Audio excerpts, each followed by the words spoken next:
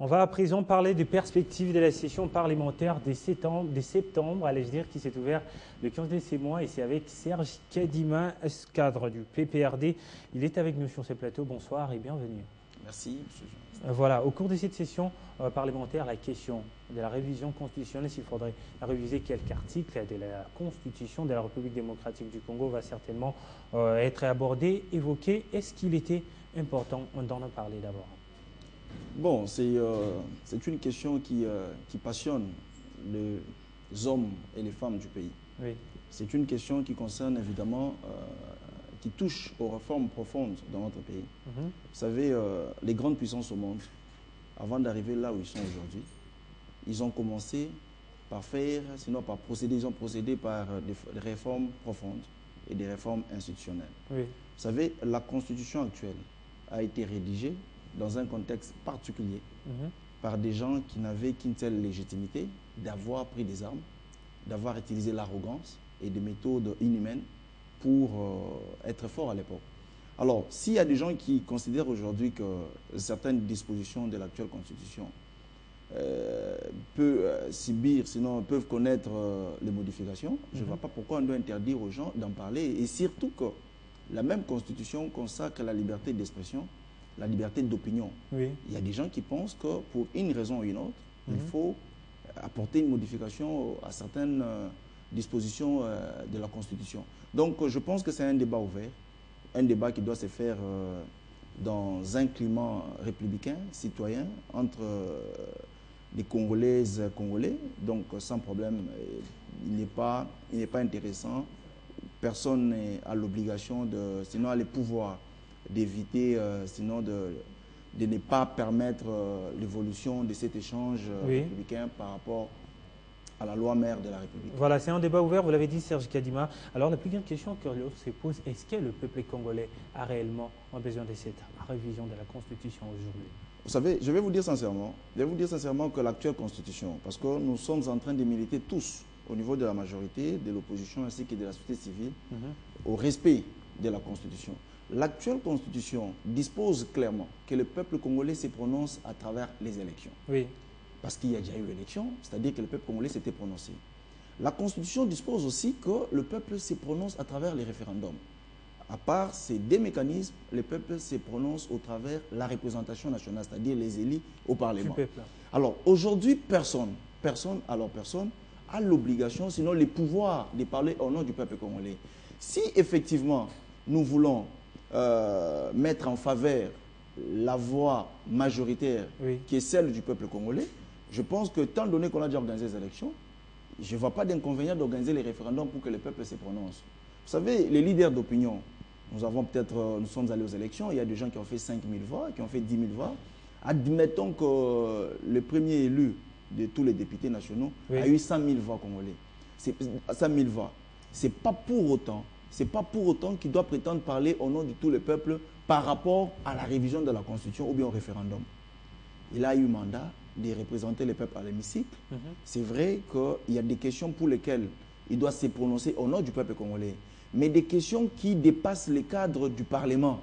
Le peuple congolais doit se prononcer par un seul mécanisme qui se trouve être les référendums. Donc, moi, je ne vois pas pourquoi nos compatriotes de l'opposition doivent se réunir dans une manifestation de 2000 personnes et dire que le peuple a dit. Le peuple ne peut se prononcer qu'à travers les élections et les référendums. Puisque nous parlons du peuple, Serge Kadima, qu'est-ce que ça va changer exactement? Le peuple va bénéficier de quoi si ce peuple vous accorde aujourd'hui cette révision? C'est ce que nous refusons. Moi, je ne peux pas parler au nom du peuple.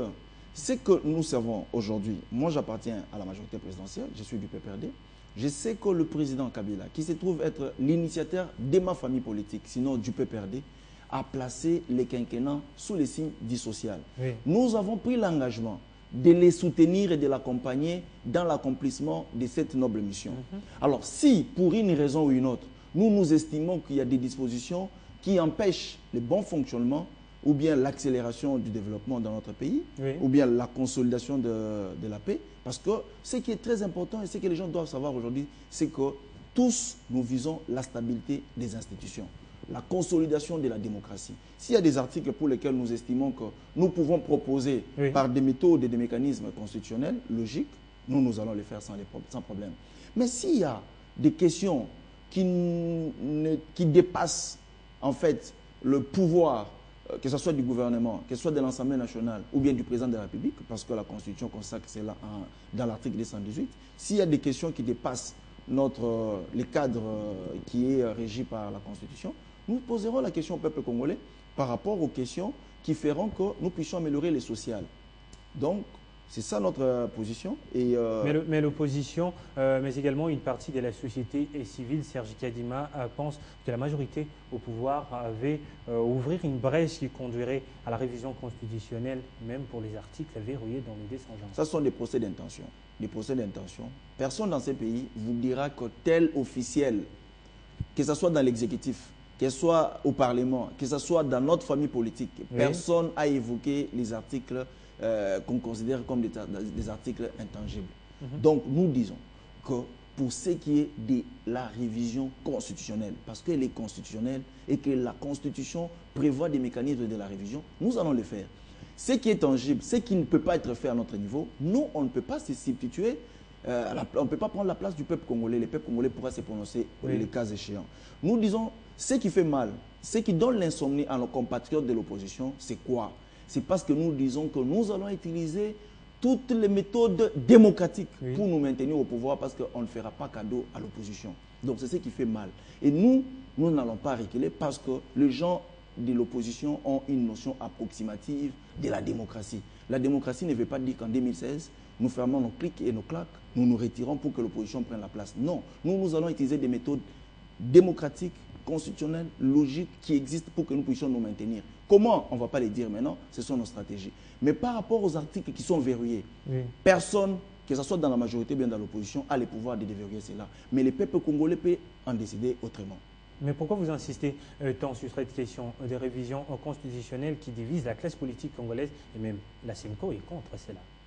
Non, bon, écoutez, je me dis, bon, je dis si haut que la Constitution consacrait la liberté d'opinion, la liberté d'expression.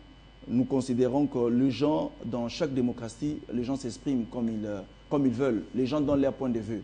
Alors, si l'Église catholique a donné un point de vue que je respecte, par rapport au fait qu'ils ont cette liberté-là, mais par rapport au fond, moi je me dis que c'est illogique, c'est illégal, parce que la Constitution dit qu'elle peut être révisée à tout moment. C'est écrit dans la Constitution. Si l'Église catholique aujourd'hui nous prête des intentions pour dire que nous voulons réviser l'article 220, que l'Église catholique ou bien les hommes et les femmes de l'opposition nous disent quel est cet article-là intangible que nous avons évoqué pour réviser. Donc, il n'y a pas cet article-là que nous, notamment l'article 220, qui leur donne l'insomnie. Oui. Personne chez nous a évoqué la révision de cet article-là.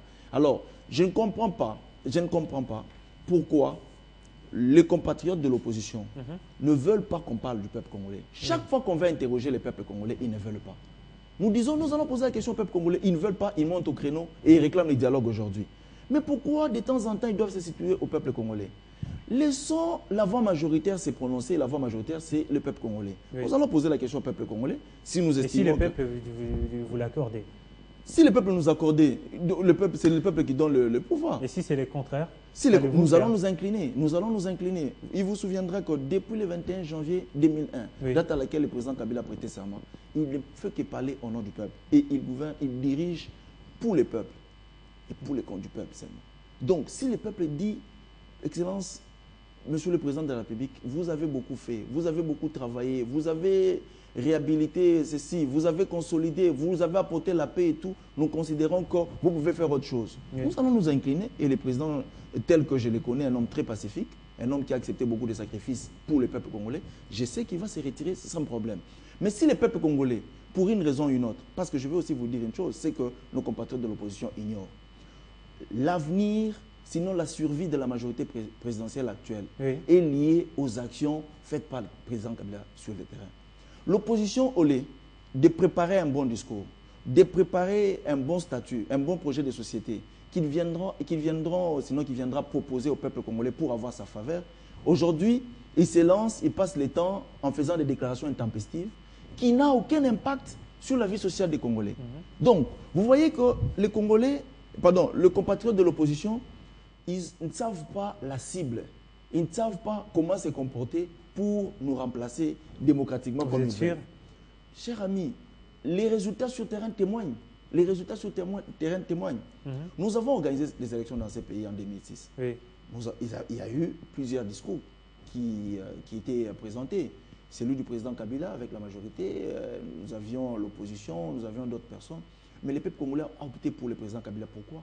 C'est parce qu'ils ont vu en lui un leadership, une vision, quelqu'un qui apportait les solutions que tout le monde attendait. Nous sommes allés aux élections après 5 ans, en 2011. Nous sommes allés, tout le monde a présenté un projet de société. Kabila a présenté son programme. Il a aussi dit, voilà, jusqu'à présent, j'ai déjà réalisé X, Y actions et je compte encore faire ça. On lui a encore renouvelé le mandat, la confiance.